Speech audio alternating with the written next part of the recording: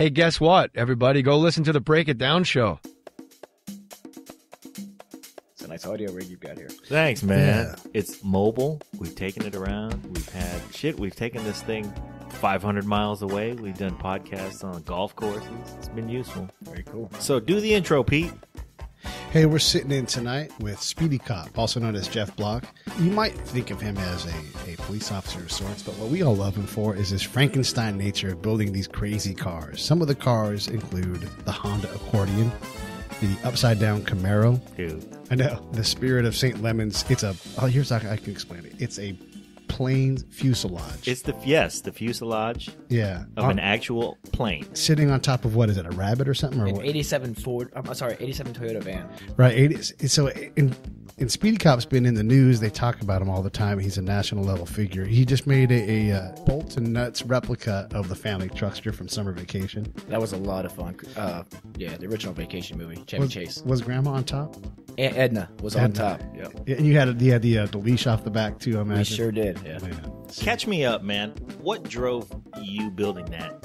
And I'm a huge fan of Vacation, but what drove you building the family truckster? Well, being a car guy like I am, there's all these cars that you've watched in movies over the years and stuff. You always thought, man, it'd be cool to actually own that. Like, that particular car it's one of the most hideous cars you can imagine. Oh, It yes. just is. It's obnoxious. Yep. That's why it's so cool. And being the builder that I am, and, my team and I, we like to build these things that are interesting and fun to look at and all.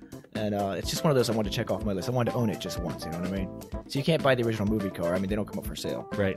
But I think there's supposedly one remaining in some museum somewhere. Yeah, But, I always you can wondered do a where clone. it was. But right, you clone it, so you build it yourself, and then really what you get to do is create the interior as well. Yeah. So what'd you do? What'd you put in there? Well, it was a Lemons car. I had a full roll cage, so we couldn't do it exactly like the movie because you're doing it for racing purposes. Yeah. So we had the full roll cage and 5-point harness, racing seat, extinguisher, and all that. Yes, And, all the safety gear, the required safety gear and stuff. But how about like camera mounts? And are you going to be you put YouTube videos up with GoPros in that thing? We want to see somebody rolling the truckster around the track. I'm sure we had a few GoPros going at different times. Okay. Usually when we're at the races, I'm juggling 3 or 4 cars and trying to keep the fleet going and stuff. So Yeah. I have guys that are much more tech savvy than I that keep the GoPros rolling and things, and I'm sure we have footage of that. But you'll see it on YouTube at some point or another. We have a lot of footage in the can. Yeah. We need to get on YouTube, and it's going to happen here soon. That's a process, man. It's a lot of work, yeah. It is work. It is Yeah. work. If you throw it up raw, you don't get the hits because you don't get, it's not a refined video and stuff. If It you needs really to- edit it nice, I find, my YouTube channel has 1.3 million views, and I credit that to, my buddies that are skilled enough to edit those videos and make them watchable, because all I can really do is hit, post to Facebook on my phone. That's about as far as I go. Right. Yeah, and we have the same problem where John and I are working, and it's just there's not enough time to keep up, which is a great problem for us to have. Plus, you have to build cars on top of all that. Your problem is amplified because not only are you doing post-production on YouTube videos, but guess what? You got to flip a car upside down and race that around a track. I work full time, and then I work on the cars full time, and I put in a ton of hours every week. And then my guys that are actually tech savvy that can actually do these video productions and stuff. The one guy, he does most of it. Damien, he's fantastic, and he keeps using all these excuses like I have 2 young children, I have a full time job, I'm in college full time, Blah, blah, blah blah. blah blah. Yeah. Where's my video? I asked for it 5 minutes ago. Get to work. Let's do it. So we had Jay Lamb on, man, and he sang your praises. And he said that your house is less house and more shop. It really is. It really is. And I was kind of mortified that he was coming out there on short notice and it was such a mess. But hey, it is what it is. We have a very modest home. My wife is a saint, I tell you. She puts up with so much. She is. And I tell her the inside of the house is hers, do with it as she pleases, but the yard and stuff is mine. But we got 5 acres. And in those Wow. 5 acres, I usually have about 25 or 30 decrepit hoopties in Yeah. various stages Strewn of about. disrepair, waiting for, some Lemon's greatness. Yeah, that's So, not 5 acres. That's a parking lot. Yep. 25 cars is a parking lot. Yeah. That's a lot. Well, it's wooded, so I hide them really well. That's true. You got to hide 'em. You don't want anybody taken. Where are you? You're in the DC area. I'm in D.C. area. I'm in Brandywine, Maryland, which is Alright. like south and east of D.C. So And- it's actually quite a pretty little country pocket near D.C. So I'm actually only 25 minutes from D.C. itself. Okay. And, to have 5 acres that close to D.C. is tough to do. Yeah. Not the Yeah. greatest county, but I can afford it. So hey, I'm there. And you've got 5 acres. I've got 5 acres. Yeah, Santa's neighborhood is not that great either. You know? I'll trade him in a heartbeat. Yeah, that's true. You have the room. Yeah. But it is actually a really fun, hilly piece of property. We've got a 240-foot zip line. We've got a 90-foot Tarzan swing on the side of a hill. It's a whole lot of fun. We have a backyard track. It's not like an oval track. It's more of an irregular course back there that we actually sometimes hold like bracket races on. We'll get some Craigslist junk hoopties for $300 a piece, and we'll go out there and we'll race them head to head, 3 laps or 5 laps at a time. Winner goes in the next bracket. We have a blast with it. I bet. That sounds great. Yeah. Neighbors, no problem with them at all? Neighbors are usually there helping in the shenanigans, so. That's good. That's a good plan. That's the first thing that everybody, you realize you got to do if you're smart is get the neighbors involved. Right. I was at my dad's house the other day, and he didn't really warn me about this, but he was like, hey, man, we're going to barbecue some stuff. Why don't you bring some congas over? My dad's I'm a musician. So I go, all right, I'm going to bring some congas over. I drag them over to his house. I get there. There's people at his house I've never met. I'm looking around like, okay, well, maybe he made some new friends, no big deal. I start setting up in the back, and then I'm like, oh, hey, man, I didn't know you were coming. And pretty soon we have the whole band set up in the backyard. And I'm like, Jesus Christ, we're going to make a bunch of noise back here. And then I start meeting the people I didn't know. They're all the neighbors. He's got it's like family barbecue / neighborhood watch meeting. And then we're playing at like 10 o'clock at night. And at one point, my cousin, who was, rolled into town, says, man, how are you guys getting away with being outside playing at 10 o'clock at night? We were like, guess all the neighbors are here. Right. So who's calling the cops when your neighbors are at your house helping you zap things together and you got the welders going and everybody's, chops on or whatever everybody's doing? Yeah, we try to be considerate, but it's usually a Thursday night late when we have to roll out for a race. Yep. And we plan on leaving at 8 p.m. and it always turns into like 1 a.m. and we're loading the trailer with loud race cars and we're trying to get the last few things chopped, sawed, extra bars for the roll cage or something. Yeah. We make our fair share of noise. Now, luckily, like I said, I'm kind of out in the country, so the neighbors aren't right on top of me, and the ones that are pretty tolerant. I haven't had any complaints yet, but I definitely push the envelope, so it's pretty good of them to. I bet you're a good neighbor otherwise anyway. Oh, yeah. So, I actually plow the driveways of all my neighbors whenever it snows and stuff. And, a guy's going to plow my driveway, he can get away with a lot of shit. Yeah. You can make noise until God knows when. Well, it's give and take, right? Yeah, it's got to be give and take. Exactly. Well, the other thing is you got your neighbors sitting in race cars, and they can't get mad at that. You're like, I can drive your car, and I could just tear it all up to pieces, and you don't care? That's right, I don't care. You're my kind of neighbor, Yeah. Yeah. I like anything that puts people in race cars. I love what Jay's done because it gets us all out there doing things. Jeff and I raced at Daytona together. All right. Man. 155 miles an hour under a rocket ship of a Supra on the high banking at Daytona. What an experience. One of the greatest experiences behind the wheel of my entire life. You drove the Supra. I did drive the Supra. All right. Yeah. And wow. It was awesome. I know it was faster than Dave. Again. Faster than Dave. Well, now Not that anybody was, counting lap times or anything. But I see. I see. Let's just ruminate for a moment on that particular stat. Did you say you were faster than Dave? Well, obviously. Okay. All right. So Dave is Dave Montoya. He's one of my right. teammates on the show. And so if we're gonna talk shit about him, let's talk shit about him. That's right. Dave Montoya is slower than Jeff at Daytona. He'll be quick to tell you that at Sonoma, he's only like 600ths of a second slower than me. But slower is as slower does. Right. But at Daytona, you were faster than he was. Let's face it. The car had a little less work to do pulling you around the track. that's his excuse. Yeah. So that extra 100 pounds will slow you down. Oh man. Yeah. That's funny. That's going to be good. He actually may pop in too. We'll see. Outstanding. We just finished our load out for the race, and so he's showering and heading this direction. So we'll see if he makes it. I find ridicule is much more fun face to face. Yes. yes, absolutely. So let's we'll set the table here. You are in town for the race this weekend at Sonoma. What are they calling that thing nowadays? Whatever you want to call it. Sonoma Speedway. It's the Ars Freeze probably because it's the last race of the year. Yeah, the actual race is called Ars Freezapalooza. That's the Lemons name for the race. The track is called Sonoma Racetrack or Raceway. Yeah. You can call it Infineon. Formerly and usually known as Sears Point. Sears Point, yeah. But it was then called Infineon. Yeah, and then- right. Right. Now it's Sonoma Raceway. But Next you're here week in it'll be town. something else. Yeah. Yeah. Yeah. Somebody will buy the rides. They haven't sold the name for the place in quite a while, so they must be asking a fair piece of money for it. What is Infineon anyway? What is that? I have no idea. I mean, they sponsored a racetrack, and I have no idea. It was what the not hell money they well did. spent, apparently. Yeah. I mean, Pennzoil, yeah, we know what it is. Right. Infineon, I don't know. Yeah. So, but you're in town for the race. You got here today? Yes. All right. A little while ago. And here you already are. Man, we appreciate you coming in. Oh, it's my pleasure, guys. I'm glad you're having me here. Yeah, it's fun. So Thursday, we have non-race listeners, but I'm sure your race listeners will enjoy this as well.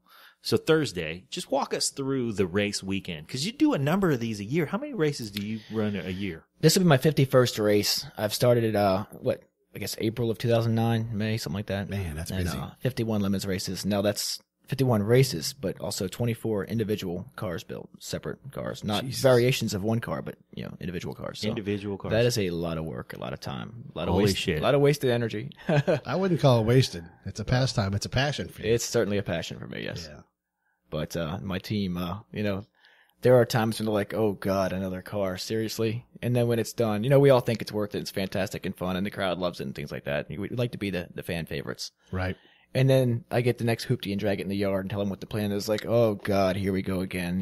The wives get ticked off, and the kids are like, "What's Daddy look like? I don't remember." Yeah. Man. We work in my driveway in the open. We actually have a tarp we put up over our heads sometimes when the weather's bad. But we actually work in my driveway in the open because I don't have a shop. I need a shop. Yeah. I'm not there yet. I got to find some sponsors and get a shop. I had a TV deal in the works last year, and it was looking really good. We were going to be on a major cable network. And one day the plug got pulled. And they said, the builds aren't strong enough. And I'm like, what? For a year you've been telling me how awesome the builds are and you can't wait to get this show on the air. Then all of a sudden you're like, oh, we're pulling the plug. The builds aren't strong enough. How can the two builds leading up to that show were world news, the upside down Camaro and the airplane. Just you name a magazine or a newspaper or internet news source, and I can show you the articles there. You could type in the words upside down Camaro in a search, and your stuff any is come country on the planet, anywhere. In fact, that thing has been recirculating through the news for the last year. It spawned two copycats, the upside down van and the upside down F-150. I saw those that are floating around. Yeah. And if you go in like the Middle East, for some reason, the Middle East and the Asian countries, they love that thing. So it still pops up on the newsfeed all the time, like in fresh news stories. And the facts have been copied from one article to another, so they're totally incorrect. Right. But, it just amuses me to read these things because it's... way to not make What are the strong facts builds. that are incorrect? Because, the facts that are correct are fucking outrageous. Yeah. Well, you took a plane and raced it around a race. Give me a minute to digest this. You raced a fucking plane around the racetrack. It's a 1956 Cessna 310. It was a twin-engine plane. The poor thing sat for 40 years abandoned in Clinton, Maryland, a little airfield. And here I am on the internet doing these searches in a 1,500-mile search radius. I'm willing to go way out, and pick up this fuselage anywhere, a decent fuselage. A beat-up, so this wasn't Cessna something where 172. you stumbled across the material and went, oh, I know what I can do Oh, with no, this. I wanted to build you the plane. conceptualized this in your head. Airplane race car. What's going to happen? You got a fucked up head. Oh, I know. I hear this all the time. Everybody asks what drug I'm on. Like, where can I get some of that? I'm like, I've never done drugs in my life. I've been a cop almost 20 years. Yeah. But you don't need them. You got a creative mind, and you just go with it. And most people outgrow that phase of I want to make something weird and cool when they're 10. You just get worse. I get worse. Yeah, I never did. So the only thing that you do is get more refined with your skills. Yeah, it's self-taught, and my guys as well. And I like the blind leading the blind, but we make it up as we go. And the engineering seems to really work. Like for the plane, for example, I knew I had a super narrow fuselage. I knew that if you had something with strut towers, they would be wider than the 54-inch wide fuselage that I've got. So it had to be something like a torsion bar front suspension. Yeah. And then I thought, well, it's got to have a really narrow track to hide the wheels, and it's got to have a really short wheelbase because the fuselage is so tiny. So I said, That's a lot of design challenges. Right. What vehicle can meet all these needs and have a low center of gravity and have an engine that's not going to be in the way in the front and say, it really needs a low center of gravity. Had to have all of that. Yeah. And then the perfect vehicle popped in my head. One of those old, 80s Toyota vans. Sure. Really narrow track, torsion bar front, mid-engine, rear-wheel drive. It worked out perfectly. We cut that poor van down till it was 4 wheels and an engine. There was nothing else. That was it. I show you the pictures. It was crazy. Just 4 wheels and a motor, but it all fit inside the fuselage. And you see it now. It looks like a taxiing aircraft. That's exactly what I wanted. Yeah. If we had done strut towers sticking out the sides and the front, it would have ruined the look. If it didn't work out the way it did, if it didn't look like a taxiing airplane, then we were and pissing it in the looks wind. beautiful. So, I mean, it's all it looks like so for the listeners, it looks kind of like what Amelia Earhart's playing, like what you imagine. It's kind of that look, Right.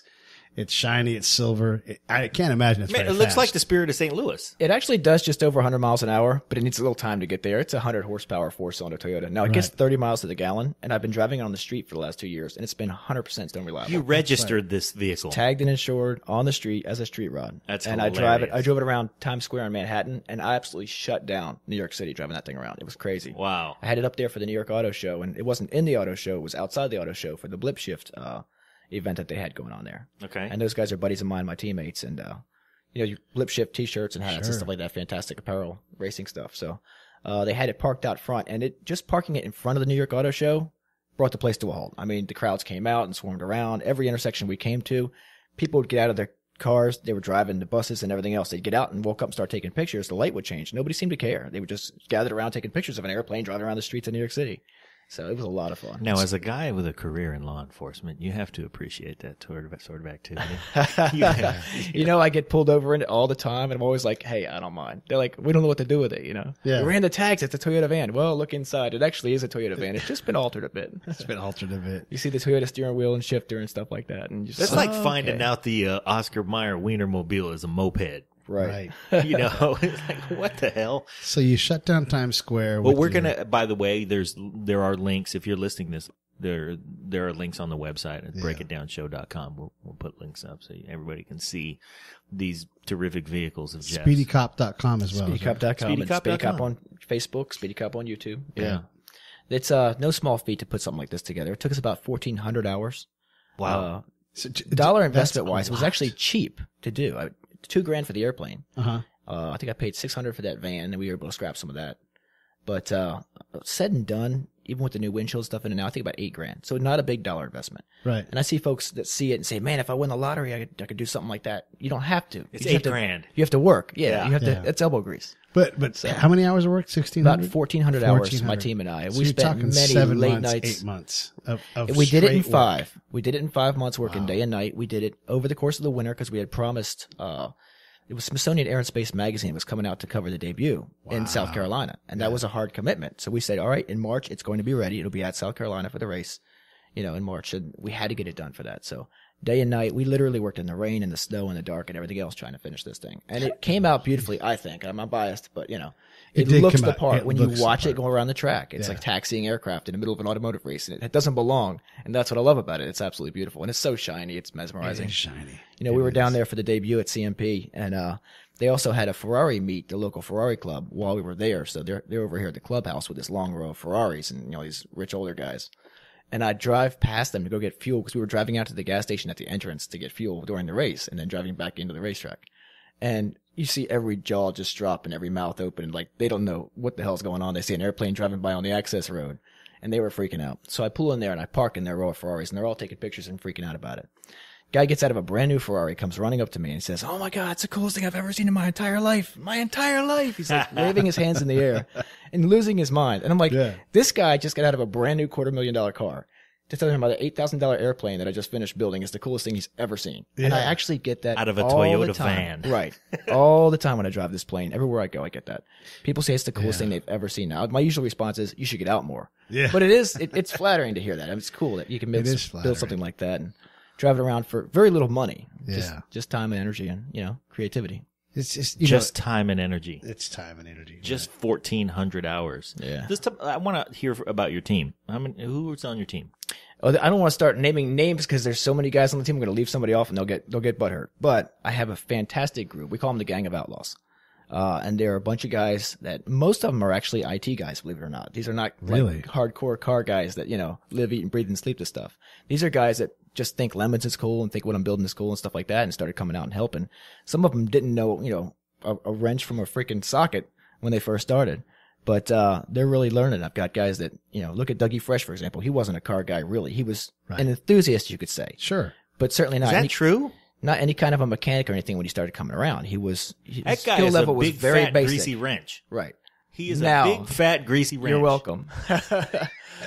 He was a fantastic help when he was still living there near us. And I mean that he in was the over kindest all way. the time. Yeah. Yeah. He's a big, He helped- fat, greasy wrench you want to give a hug to. But I Right. can't imagine him being anything besides a car guy. He helped build many of those creations for a few years there. The pop-up camper and the Donk and a bunch of others. Yeah. The beginning of the airplane, the first day we started taking the wings off to take it from the airfield, he was there to help with that. So Yeah, now he works over at Jeff's shop, Alloy Motors over in Oakland. Right. He's I've doing seen the the same kind pictures, of thing. Yeah, they're doing Looks some fun. great work over there. Yeah. Yeah, absolutely. I remember trying to teach him to weld, and his first few welds were so ugly. And I'm like, just let me do it, Yeah. But he kept watching and learning. He got better and better. Better and better. And now he literally makes his living fixing cars. That scares me.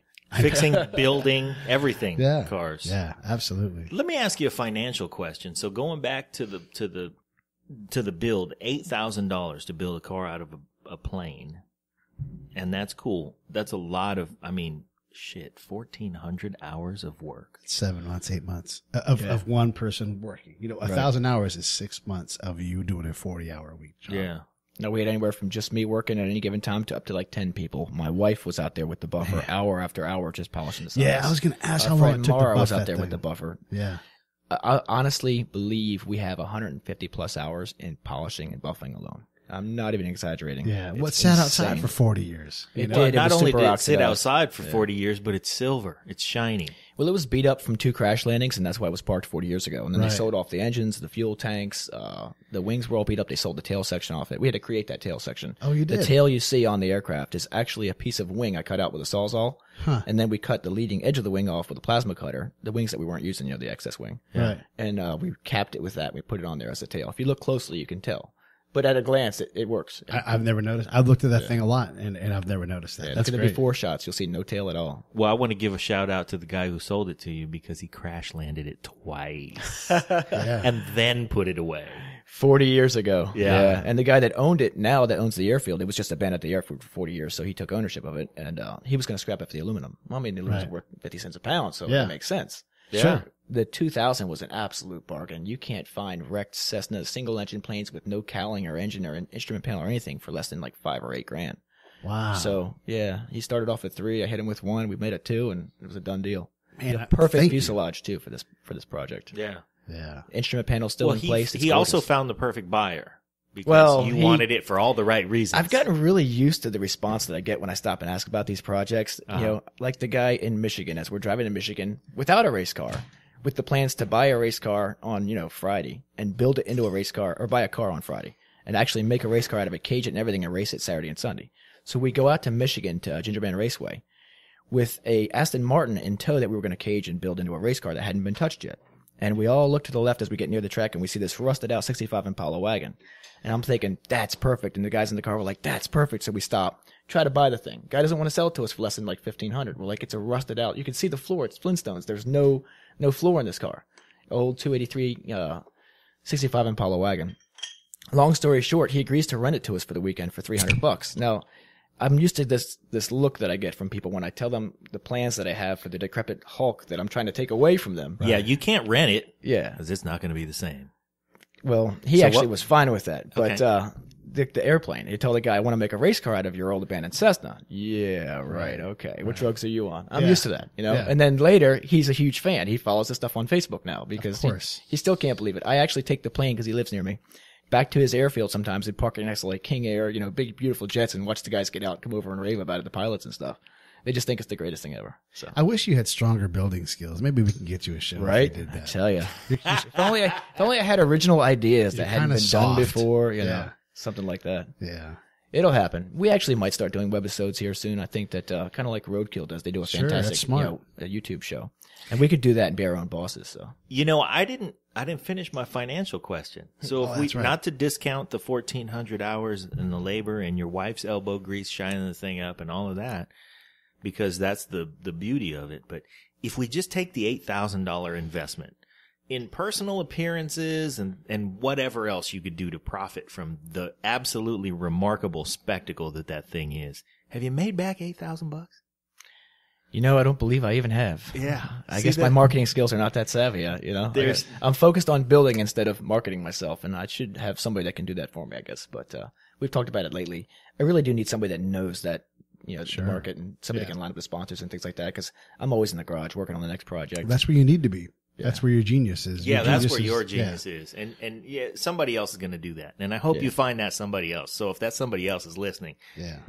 man, If you think you can sell that product, reach out. get a hold of Speedy Cop. Reach I've got out. a lot of ideas rolling around up here in this noggin. I can't wait to execute them, but it's always time and money, So give us one that's down the list a little ways that's not primed up. What's it like?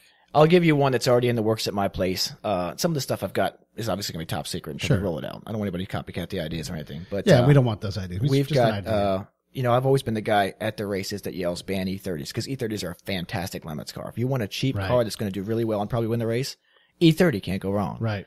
But that's the reason they're so not lemony, in my opinion. I want to see something cool and, ridiculous and different, not yet another E30 BMW winning the race. So That's too much of the problem solved for you. exactly. And the whole thing about the There's love no of challenge lemons is there. right. Throw the problem. Anybody in. go out It's and go all about fast the in an problem. E30. So anyway, I picked up an E30 with the idea that we're going to build the anti-E30. Now, this hasn't been announced yet, so you guys are getting the the world we have the exclusive. scoop. the world exclusive All right, scoop here. But we're taking this E30, we're jacking it up. We're putting an old GM 6.2 diesel in it that I took out of a Suburban. Oh, yeah. Right. It's going in a Chevy, was it a 4Runner chassis, 4-wheel drive. We're keeping the 4-wheel drive. Right. So it's going to be lifted. It's going to be slow. It's going to be smoky. It's going to have stacks. It's going to be just obnoxious. Everything an E30 shouldn't be.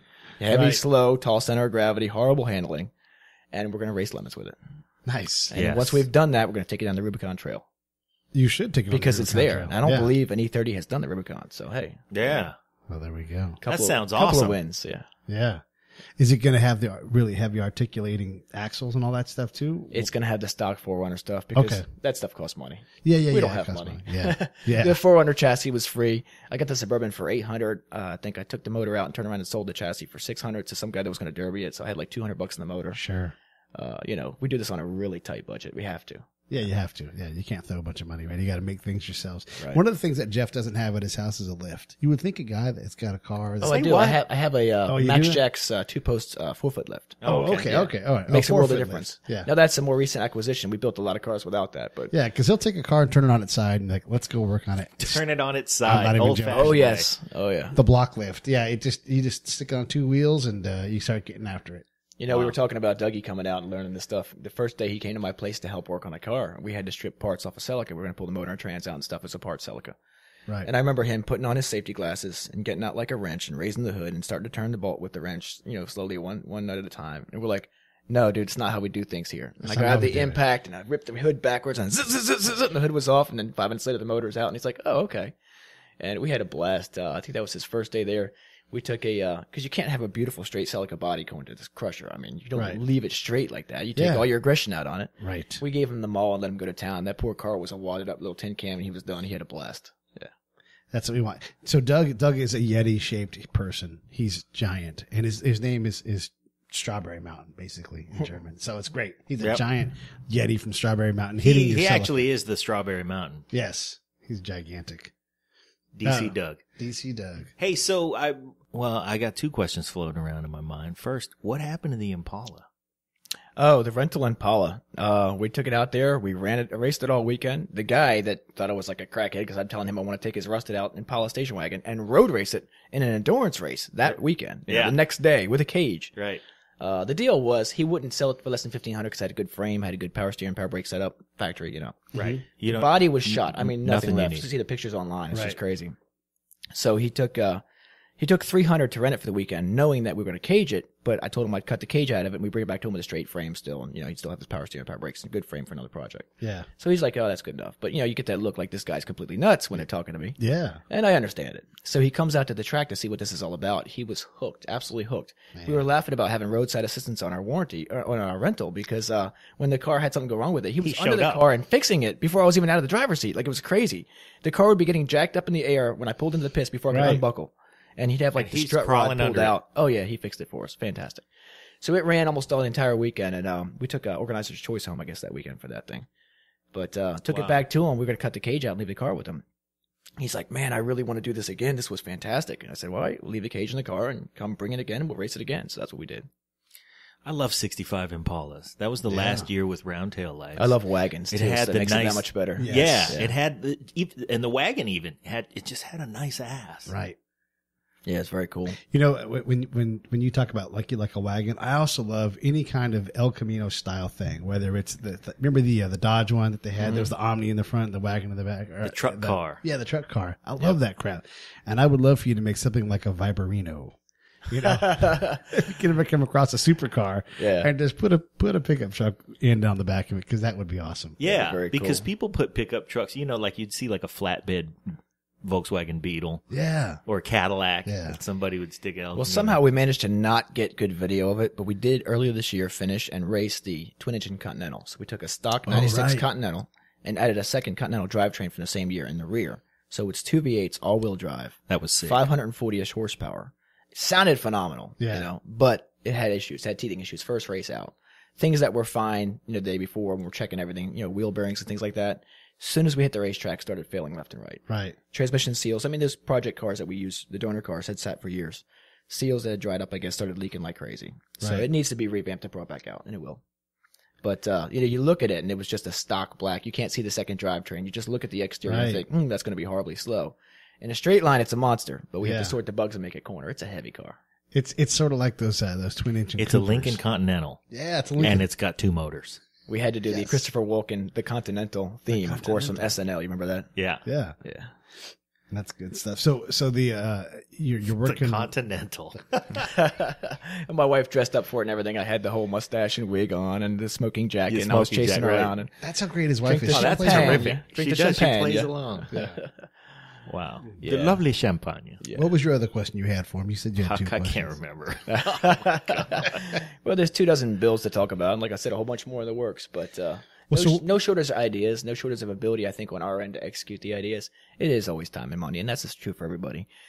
Every other TV show out there that does these kind of things, it's the same formula. It's Yes. a bunch of tatted, bearded guys, Yep. that go buy cars for a living and fix them up and either sell them or We have to have it Surprise done in the 2 owner. weeks, or we could never do it in 2 exactly. weeks. And Like, then there's all the scripted drama, and I have really no use for that. So. Yeah, Right. yeah. And they're building it for Shaq, and he needs it by Mother's Day Yeah, because he's going exactly. to take his mom out to brunch in this fucking contraption or whatever. If you like the show, And you know you do. send us some pictures of your movies. Don't do that. Support the show. There are 3 ways you can support us. Number 1, go to iTunes or Stitcher or wherever you listen to podcasts. And leave a 5-star rating and review. It helps with the show metrics and helps us get better placement. Number 2, Visit our website. www.breakitdownshow.com. We've got an Amazon and an eBay link. Same Amazon, same eBay, you know and love, but they give us a little kickback when you get to their site from ours. And number 3, leave comments about the shows that you like. We want to know what you think, how you feel. Tell us how to make the show better. We greatly appreciate it. Now back to the show. We like boobies. So we're doing stuff that in my driveway, a bunch of guys with no training or, real ability. I mean, we're making it up as we go. It makes world news. I mean, that's pretty good if you think about it. I mean, Here's the it's thing doing that baffles my excellent. mind. Yes. It makes world news. The other thing is Lemons has 700 registered teams. 7,000. actually, no. Yeah, That was the wrong. it's I thousands. put the decimal point in the wrong place. Yeah, It was that's all. 7,000 registered teams. Right. Lemons has 7,000 registered teams. A TV network doesn't get that people dig this shit. There's been many, many, many shows pitched to Jay and the guys, and there's been many pilots shot and things. I've been a part of a few with Lemons, and Yeah. I don't see it on the air yet.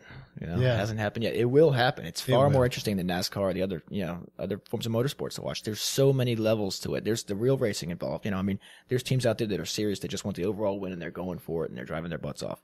And there's teams out there that are just goofballs. And we're kind of one of them. Right.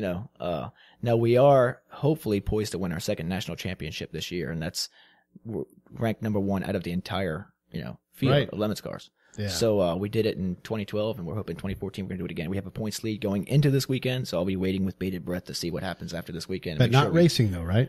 Well, if I get a chance for a guest dinner too, I'll take it. But hey, I'm judging, so Well, I've talked to Dave about our car, and if we're out of contention, you need to come by the pit, and then we'll throw you in there. And we're going to get some. And I'll put you back into contention. Is that the plan? No, that's Not so no, much. there's no one that can fix us. I do have the one overall win in Lemons, and that's not an easy. That's the hardest thing to do in Lemons. I've got 7 IOEs, the team and I. Right. And I they're, call that they're the not Jeff easy Bloch either. Award. That's Yeah. a Speedy Cop Award. That's your shit.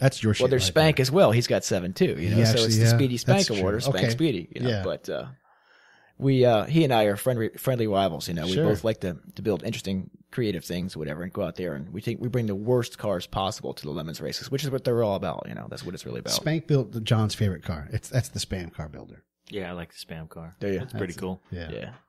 I I think just like it because I love Spam. I Yeah. mean, but it's not an airplane. Fuck. right. Now he does know? have the And it's not upside down. Anton Lovett, another fantastic Lemons guy. He helped him build the Toyo Hog, the Prius with the Right. He Harley engine through the hood. at Button Willow, he had That is farm pretty animals. Yeah. He had farm animals as part of his theme in Button Willow. He had like an old Eastern Bloc car. He had the hand crank to start and everything, and he acted the whole thing out. He and Jeff are great about that. Yeah. You'll see Jeff in the proper costume and everything. There's Yeah, a level of showmanship you have to bring. You can't just bring a cool old piece of crap car. You have Right. to make it a show as well. That Entertain was the one of fans. the things that Jay mentioned that really was cool was he said, you can take it seriously and you can win the race and show up with the car. And sure, you can fudge the rules a little bit so your car is faster and all that stuff. But ultimately, you know, you take it that seriously and somebody's going to go, well, great. You beat a guy in a chicken suit. Congratulations.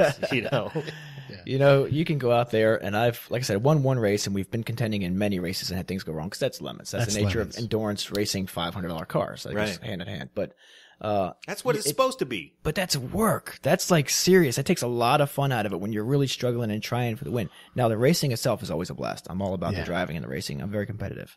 Not that you would have ever guessed that. No. You know, when you're going around the track in a Porsche, you know, a 944 or a BMW E30 or something like that, something that's competent. When you're driving 10/10ths, the car is built for that. Okay. Yeah. So it's rewarding and you're passing everything, sure. But when you're driving 10/10ths in a 65 Impala that hasn't moved in 3 years and it's on dry rotted, you know, bias ply tires, Yep.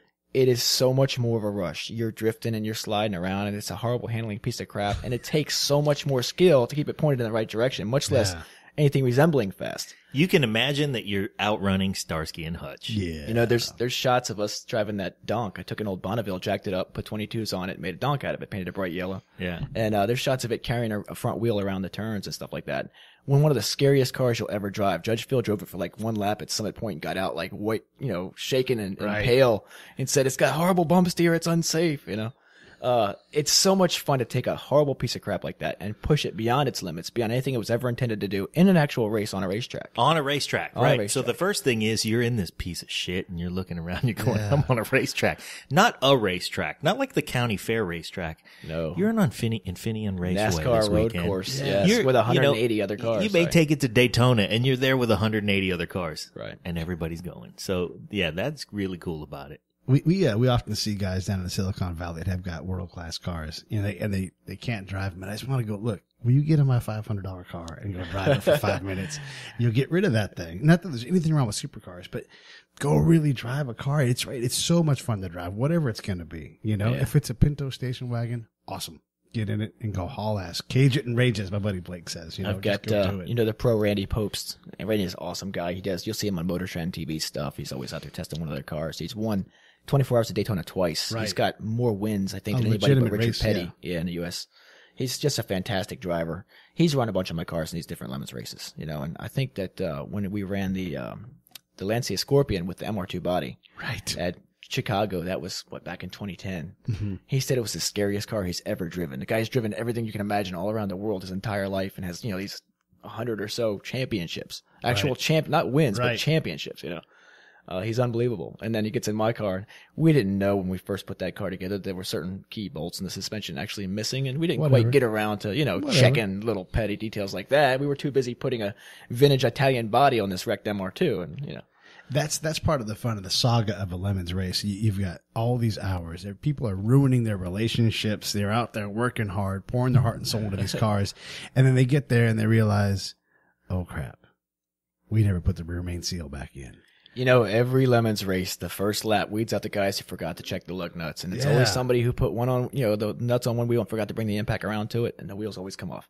And it happens every race. And you always laugh at them, but then there's always that run race where you're that guy. Yeah. And we've been that guy. Oh, and my it's always like, goodness. how do we not know better? We're 50 races in, you know? We always laugh we at have a that guy. checklist for crying out loud. Right. But it happens. We have an enormous checklist. It's completely comprehensive. We go all the way across the nation to go race at Daytona together, and it literally was like a 3-cent part that shut us down for hours. Yeah, Wow. Dave and I under the car pulling the Yeah. trans out. I'll never forget it. It was a lot of fun though, because hey, I was right at home in my element. I mean, that's Yeah. what I do. I get to the track and we have to cobble these repairs out of thin air. Yeah. Hey, I want to be ultra competitive and bring up a petty little detail for a second. Jeff, have you been on Adam Carolla's CarCast? I have not yet been on there. We got him first, you Got him. motherfucker. That's for you, Adam Carolla. That's right. Give me a call, Adam. You can have sloppy seconds. We, Oh, man. I did hear from Matt Farrow the other day. He's going to get me over there, and he Nice. wants to do like a 20-minute video, I think. So that'd be good. That is cool. It's All good right. tire. That'd Yeah. be good coverage for us too. So right Yeah. on, right on. Anything to get the name out there, because what you do really seriously, I really mean this. I love it that you and Jay and all the people that put people on race cars, because it's not that hard. You know, everybody has a dream of I want to drive a car fast like that. You can do it. You can go out for a handful of dollars and go race for 10, 20 minutes even. You know, there's people who will sell short amount of times. Don't ever think you can't race. Well, that's the thing that makes it idiotic that you guys haven't had a pilot that has stretched out into a full TV season, because fuck, man, this is accessible racing. But it's more than that. It's so much more of a show. I mean, Right. racing is racing, and that's all great. And it's fun to watch and exciting. Yeah. But there's so many different elements of it. Like, you don't see this stuff going on in F1 and NASCAR and stuff like that in the pits. Right. You don't see everybody walking around dressed in chicken suits, or you know, Right. as Jay likes to say. Yeah. Or these crazy costumes that you see. We did Blue Man Group a couple years ago. I think you were at Sonoma for that. We did Blue Man Group. Right. I was there. Yeah, I And think so. Yeah, I we remember did, that. We did that one time. We did Michael Jackson's Thriller one time. We decorated the whole car up as like a graveyard with tombstones and, you know, cobwebs and things. We actually had a giant dead tree through the roof of the car, and it was too big, and they made us trim it before we could go out on the racetrack. But it You was could like, have a tree in your car. It just Yeah. got to be a little smaller. but who else races an actual race in a fast car? That car won the overall. It was a V8 Volvo. Wow. With a a big tree. dead tree through the roof. Yeah. Yeah. No, it's hilarious. Spank was driving a backhoe last race. Right. I saw the pictures. You know? That's really cool. Well, that's the thing. I don't just mean that it's the racing piece is accessible, but it makes the race track just a slice of Americana. Yeah. Fucking get out there. Yeah. You don't have to be afraid of anything. It just doesn't take racing too seriously. It just takes all the fun part of racing and says, here, have at it. Anybody who wants to have at it, laugh at it. Don't be, intimidated by it or scared of it. Everybody out here is out here just, loving racing. Come on out. And where else can you build art cars for actual endurance racing? Like, that's what these really are. That's right. We took a Honda Accord that was a perfectly decent car. We cut it completely in half behind the driver's seat. And then I added it's basically the same as a trailer receiver hitch, right? Sure. Right. You got 2.5-inch square tube that your 2-inch receiver square tube slides into. So I Right. took 8-foot sticks of that, put them together. So this thing telescopes 4 feet in the middle. And it's a Honda Accord that telescopes in the middle. We built bellows for it, put a speaker on the inside with an amplifier, run the wires to the front where the keyboard goes on the hood. Right. And then you have a bench that slides in the front bumper for before the race. So we take all the grade 8 bolts out of the center section so it actually can open up and telescope. And then this thing telescopes 4 feet in the middle with the bellows opening and closing like an accordion. Accordion. Yeah. So hence the Honda accordion. It was too good of a pun not to build the thing, right? Right. But we put on a It great was show. too I mean, good of a pun not to build the thing. You have to. That was the Okay. reason. Yeah. It's compelling. Yeah, it So, is compelling. yeah, we had our the girls had their dirndls on, the guys had the lederhosen on. We had our beer steins. We did a whole Oktoberfest theme. And it was in October at New Hampshire. It was perfect. Right. And we put on a good show like that. And you don't see these kinds of shows with these other forms of auto sports. And I love to watch them when I find the time. Yeah. But Lemons is so much more of a complete package because it's entertainment for the whole family. It isn't just cars going fast. It isn't just like the guy's going to watch it and everybody else is going to tune out and go in another room. It's entertainment. It's absolutely It is just Well, it's first-rate entertainment for the entertainment. whole family until you walk by the Cannonball Bandits and Well- see Dave Montoya in a Speedo. On a moped. Right. Yeah. Yeah. No, but you're I was right. looking for a though. rusty spoon to gouge my eyes out that night. It was not a pretty sight. Things cannot be unseen sometimes. You It's know? so if I was to do a TV show, I would capture the different teams doing what's going on as they build these cars and pour their lives into it. Sure. I mean, shoot, I've been a handyman for over a year now, and I've kept on the road racing, so you can afford to do this because I'm moving a couch and I'm not making that much money doing it, but I'm on the track. And you think, oh, we've struggled. Oh, we've done so much stuff in their race. And then Jay is great about going, let me tell you what happened to this guy. So one of the best stories is these guys had a terrible catastrophe with their car, and they had to drive like 200 miles to go get a part. An engine, probably. It's usually something like that, right? So the guy gets in the car, fires up, takes off. Well, the fob is at the track I remember this story. for the wireless. Yeah. So this guy drives all the way 200 miles, and the car will run in the rental car, yeah. In the rental without car. the fob. Right. So the car would start because the fob was there for the beginning. Right. And then he gets But to he the could- destination, No. and there's no fob. Somebody had to bring the fob 200 miles away to where he was picking up the part that they critically needed to get back in the racetrack. Wow. And that's just one So story. two off the top people of my had to drive 200 miles. Yes. Right. But not We even sent- not even at the same time. Like, Right. it was 400 miles of driving that happened right there. Wow. Dr. Wife, Mary Beth Harris, she'll be here judging this weekend with me and at the Lemons race. And we raced with them out in Texas at Eagles Canyon Raceway. Right. And they had that Porsche 944. They had the Neon 944 running that weekend. And I was driving both cars. Well, the 944 engine went early on. So we needed a motor for it. It had bent valves and everything. Right. So we call around, find some guy like 150 miles away who's got an engine who's willing to sell it for like $300. Well, that's Yeah. cheap for a 944 motor. So we send her to get it. She comes back with it, and she's learning too. She's not the most tech savvy, but she's learning car stuff. She comes back with this boat anchor, this rusted up, horrible, looked like it had been submerged for 20 years. Right. useless hulk of metal that the guy had told her was a usable Porsche 944 engine. We took it apart. There was actually snake eggs in one cylinder. Wow. Snake eggs. Yeah. You know, So yeah, and these are the great stories that happen. Yeah. Like we had our car in the engine let go for whatever reason. We're at Buttonwillow, and we had to go and find an engine. So we find an engine in South Central. So me and my dude drive down. We go and we lowball and we get it for a lower price, bring it back, and then in the rebuild process, we drop a bolt into the engine. ooh. And so you put 6+ hours of driving, all the hours that take the engine out, doing it. And engine swap's hard to do in a race. We did it overnight, and we realized all we've got is maybe 4 laps in this car, And so you go out and you explode the car. You try to take the checkered flag, I don't know how those stories don't sell. Well, Jay calls it stick-to-itiveness. That's his word for it. But, our team has always been kind of known for that. Like, early on, we built, like, the 63 Thunderbird, rust bucket of a car, sat in a shed in Virginia. Right. The shed collapsed and fell on this car about 27 years ago. That's how long the 63 T-Bird sat in this collapsed shed. When it came out of the collapsed shed, it still looked like a car, but it was swishy. It was rotten. I put it on jack stands. It was bowing in the middle. Okay. Wow. It was terrible. Yeah. Now, I took the roll cage and used that as like a tube chassis to tie it in all the. In fact, the rear leaf spring supports were coming through the floor, like both sides, completely through the floor. Jesus. So we just said, hey, we'll make new purchase for those off the roll cage. Let's weld some pipes down and we'll make a purchase for that. It worked. The car actually raced pretty well in Michigan. This is, I want to say, was it early 2010, late 2009? Right. It's early on in our Lemon's career. So the trans goes after 4 hours of racing. Well, no shocker that a transmission in a car that sat for 27 years with a shed on top of it would go out after 4 hours of racing. The shed. And we weren't babying the thing either. We were racing it. Right. There's some great shots of it, like leaned way over in the turns, all kinds of like positive camber in the front wheels and sliding. That's the automotive equivalent of waking somebody up from a 25-year coma and putting them in the ring with Tyson for 12 rounds. That's a pretty good analogy right there. Yeah, there you go. So the trans is gone. Well, I had brought a C6 transmission because it's a Ford 390 big block, and I'm thinking it's going to bolt right up. Well, everything's different. The starter's different. The flywheel's different. Jesus. The drive shaft is different. Right. One has like a slip yoke, one is fixed, So it wasn't compatible.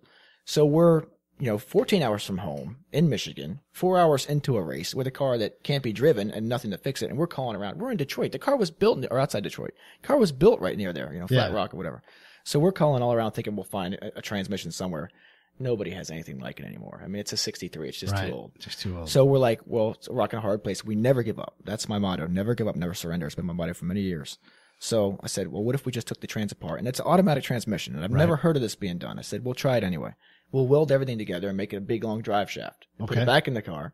And we'll just push start the car and just run direct drive, third gear all the time. Why not? Nothing to lose, right? Yeah. We're, 14 hours from home. We did it. And it worked. Holy shit.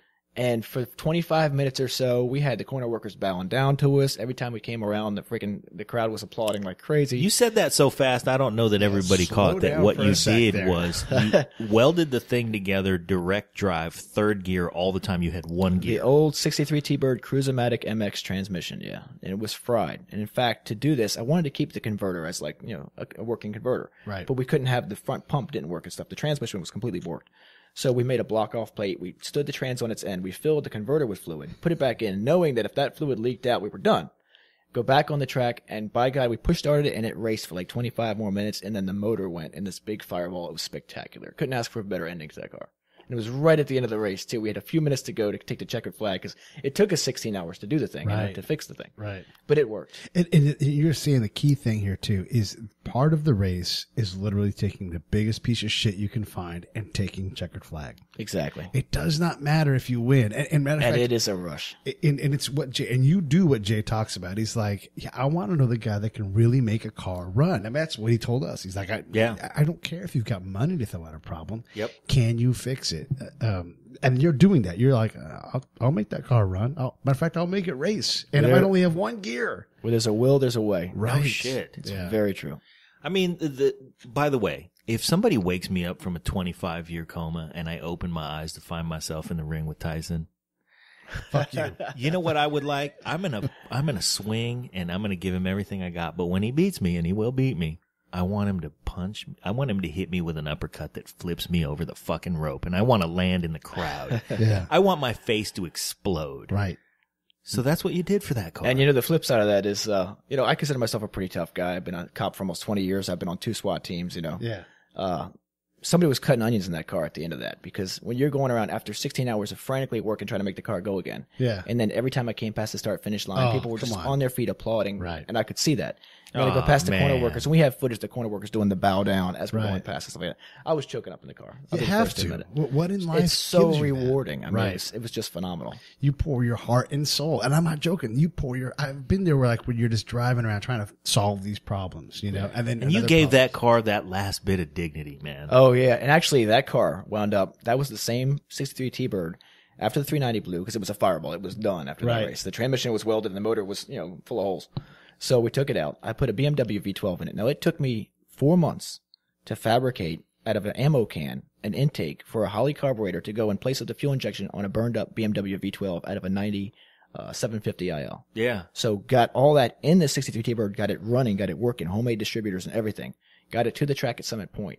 Friday night before the race, I have this homemade carbureted, was formerly fuel injected, running off a single Holley, 750. I was tuning it at the track and it was running so beautifully. And Jay was standing up talking to me and he could not believe that this homemade fuel injection distribution, homemade carburation thing was actually working Right. beautifully Yeah. in this old T-Bird. And then the water pump started spitting bearings right at us and they stung like crazy because it's flying out at high speed, and then the water pump was gone. So we're thinking, no big deal. We'll find a water pump. In North America, there's like one place you can get a BMW V12 water pump, and that's the BMW warehouse in like Long Island. Right. And then we they called find them out Saturday what the hell morning. you're doing with it. And they're Yeah, going, well, they no. said you'll have it on Wednesday. Yeah, they're not doing 1 hour delivery. It was you know? literally $350 for a water pump, and I wouldn't get it Jesus. for like 4 days. So Right. we had to fabricate we went to Summit Point, Summit Racing actually, from Yeah. Summit Point. My friend Ron, you know Ron, man. Yeah, I love Ron. Yeah, Ron's fantastic. So he's been around with our team since the very beginning. Yeah. And I sent him in my truck to Ohio. Now, he drove 8 hours each way to get a universal Mazir electric pump because that's all we could find to put in place of this water pump. By the time he got back and we got it on there, we had about 5 minutes before the race ended. Right. And I'm like, you know what? I'm going out there. So I went through tech and I had 2 laps to go. It lasted about a half a lap before the hose coupling that we had used popped off. The water all shot out. I finished the race after 2 laps with the engine stalled in a big cloud of steam. But hey, we did it. The V12 took the track and went out there. Yeah, We took that back out. We actually put a BMW turbo diesel engine in that car and went out and we won the IOE. We finished out of, I think, 54 cars up in Connecticut. We finished 16th overall. We drove the wheels off that donk. Wow.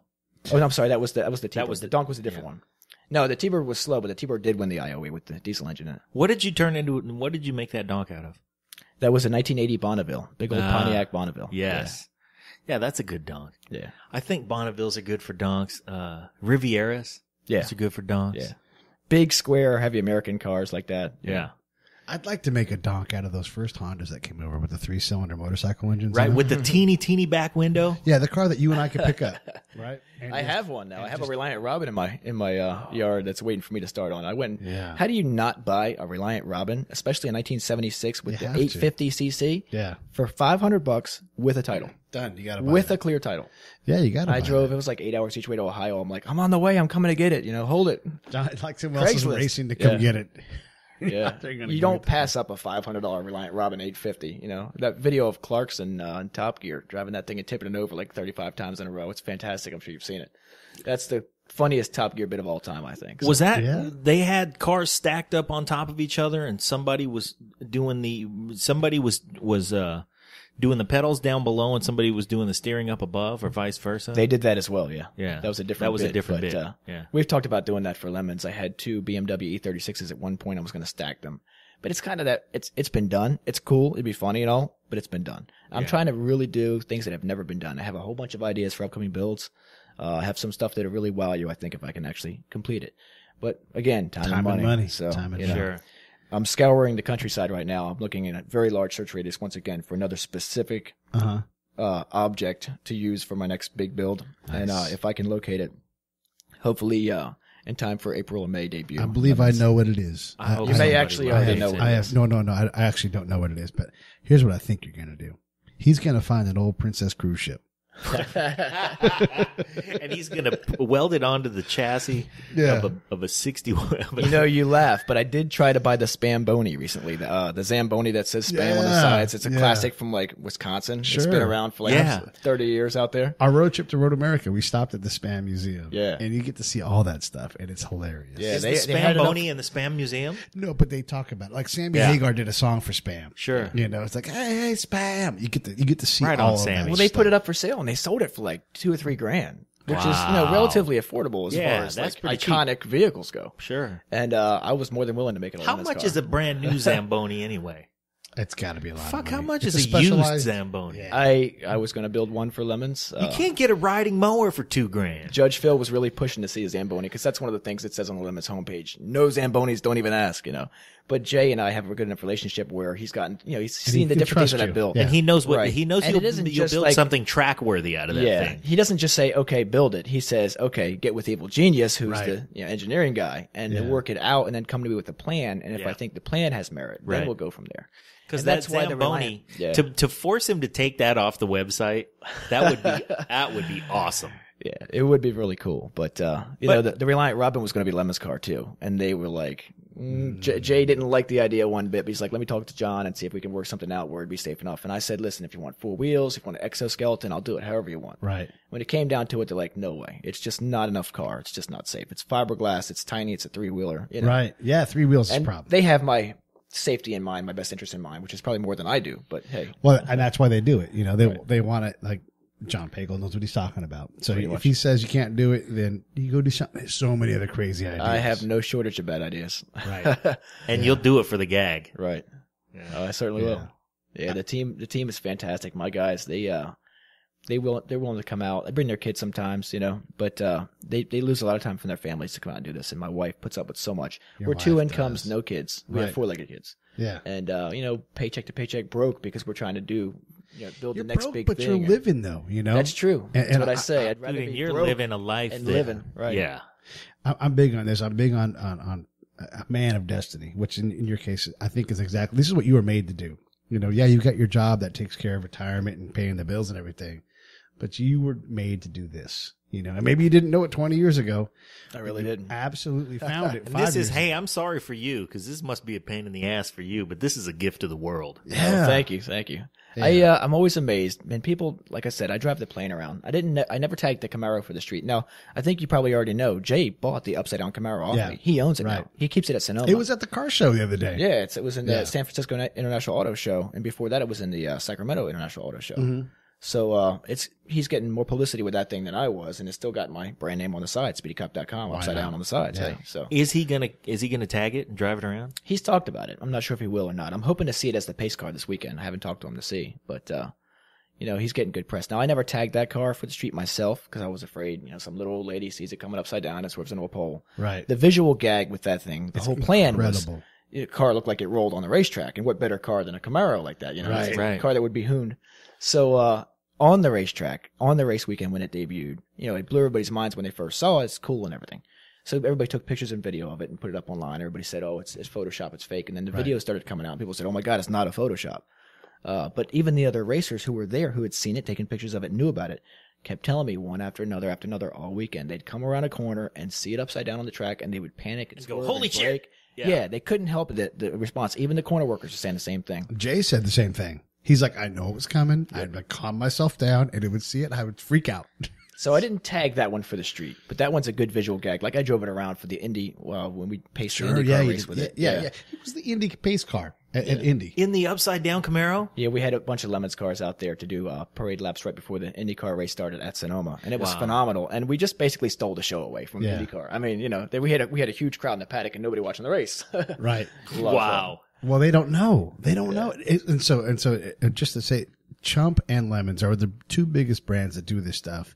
And there are so many people that do it, and everybody else is trying to figure out why. It's because you can do it. You don't have to have $1 million budget to go do this stuff.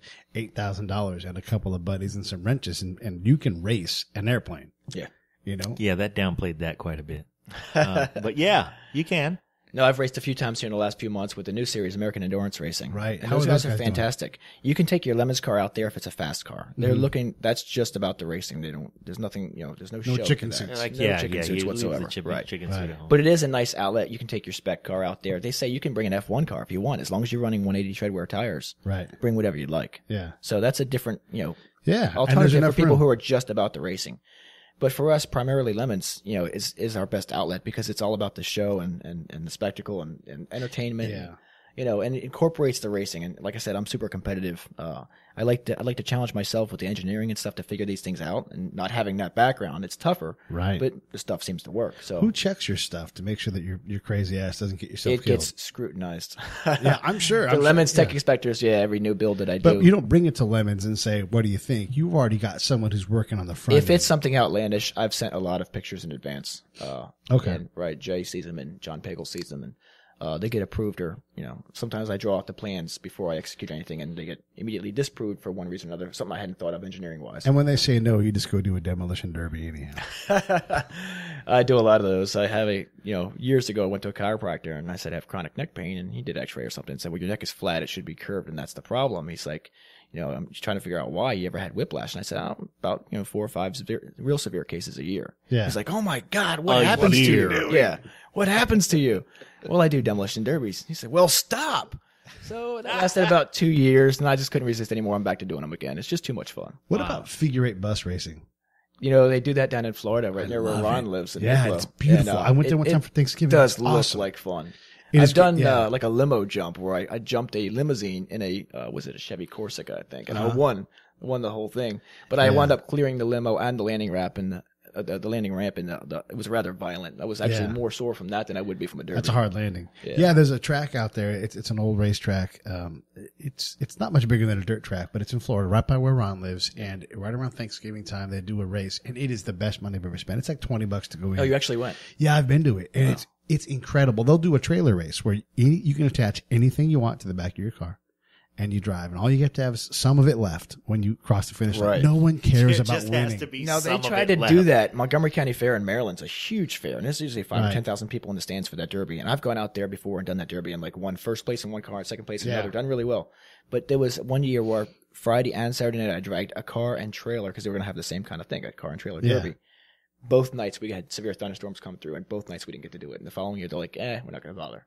Well, before they start this race, they're like, everybody back away from the fence. Get all the way back into the stands. No one be on the walkway. We're going to start this thing. And there's literally a dude who's got a pop-up camper trailer with no wheels.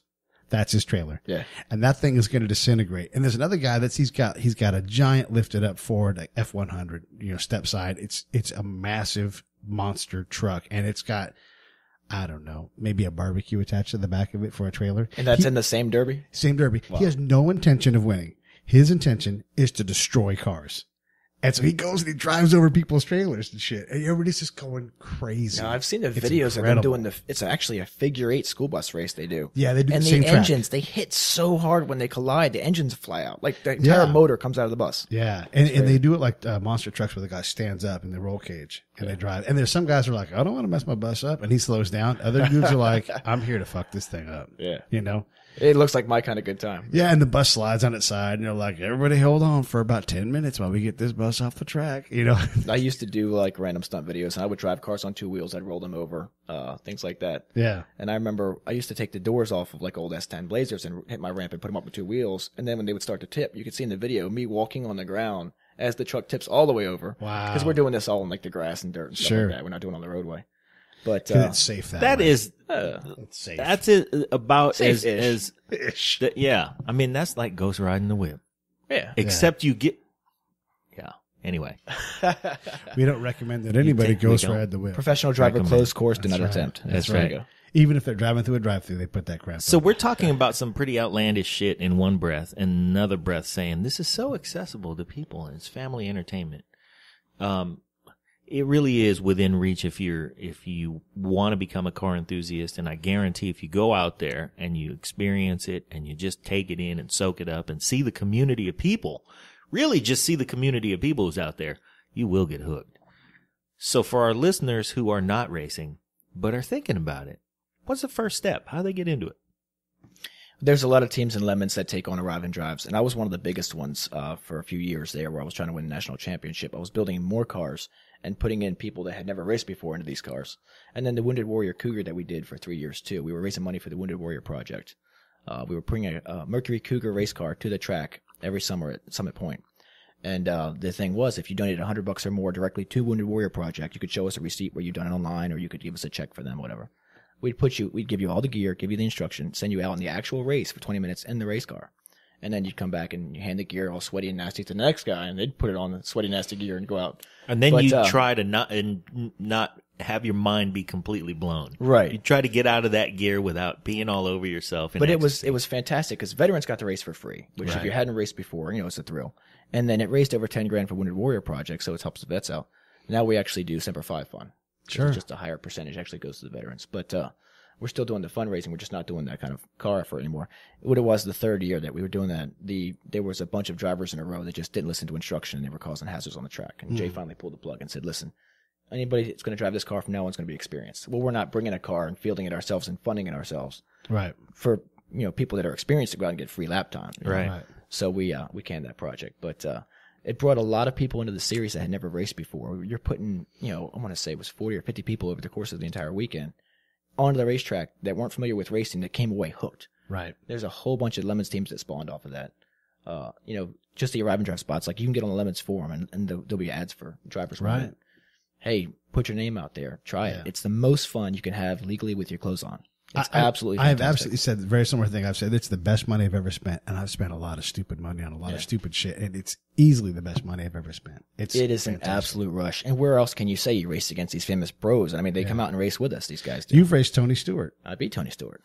That was a chump car race. Yeah. VIR, the 2010 Sunday, Easter Sunday. And I gave Adam Carolla shit a little bit 24 hours. earlier, but he's raced Lemons too. Has he? Yeah. Yeah, I've actually seen a video of that, right? I think he raced Chris Overzet's car. Or Chris helped him put it together or something. I think that's right. Chris is my brother from another mother down here in California. He's a good guy. Yeah, he is. He's got a whole rig of cars. Hey, since you mentioned the Semper Fi Fund and Wounded Warrior, we're all about those types of organizations, and I just want to throw out a mention to the Navy SEAL Fund. There you go. Support them as well. Yeah, So they're one of our active partners, the Navy SEALs. They do great things for the widows, and like you said, putting service members in a car gives us something that we all need, because you need something that matters, that counts, that pushes you, because you've been pushed so far and so hard, and been in such extreme situations. You need something. That'll be adrenaline based, but you need something that make you go, yes, this is worth doing. And there's not that many things that correlate in the civilian world. So thank you for doing that, because I know that racing has helped me get through the crap I've had to get through for being gone for 10 years. Well, those guys are the real heroes, and anything we can do to help them, we always want to do. Absolutely. And if we can have a good time while we're doing it, hey, why not, right? I got a chicken suit. I got a Speedo. Let's go. he does have both of those things. That scares me. Hey, so we've man, that just zoomed by. Yeah. But I want to close on that note, because we appreciate not only all the stuff you're doing so we can all have fun seeing it happen and watching you race, but you're also doing things for good causes, and we appreciate that too. Love to do this again. It was fun, guys. Yeah, absolutely. Yeah. We absolutely will do this again. And man, thanks a lot for coming on. Thanks for having me. You know Speedy the Cop mic is always open. That's right. SpeedyCop.com, but that's kind of out of date right now. We'll get on that. But Speedy Cop on Facebook, updated all the time. Okay, cool. And then YouTube, Speedy Cop videos, I think it is. Speedy Cop videos with more than 1 million subscribers. 1.3 million views, I think. I'm not sure what the subscriber level is right now, but Views, yes. there's a bunch of good videos on there, and there's a bunch more stuff in the works, so gotta follow. Cool. Follow it. Check it out. Subscribe. Thanks, man. Yeah, All right, thank guys. you.